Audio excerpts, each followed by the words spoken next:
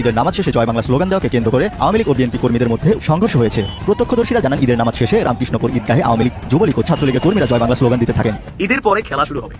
Even doctor ইউনূসের উপর একটা চাপ প্রয়োগ করেন। ইভেন আমি মনে করি যে যদি বিএনপি সত্যি এটা নিয়ে রাজপথে নাইমাই যায়, দেন দুইটা অপশন এখানে ক্রিয়েট হয়ে যাবে।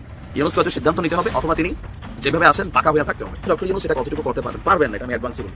ঈদের পরে বাংলাদেশের রাজনৈতিক অবস্থা কি অস্থির হয়ে উঠবে?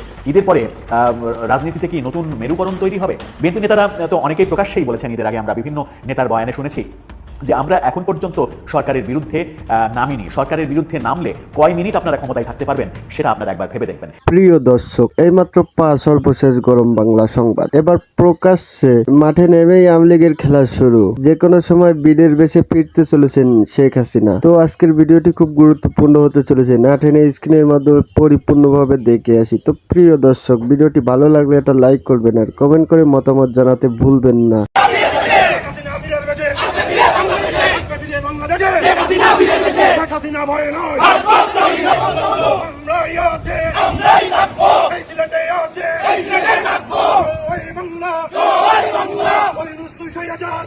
এই মুহূর্তে গদি চাঁদ ইউনূস তুই সেইটা চাঁদ এই মুহূর্তে গদি চাঁদ শেখ হাসিনা আসবে, হাত পা কাঁপবে, বাংলাদেশ কাটাল ভাই কাটাল ভাই শেখ হাসিনার পায়ে ধর, শেখ হাসিনার পায়ে ধর, জয় বাংলা, জয় বাংলা, জয় বঙ্গবন্ধু, জয় বঙ্গবন্ধু।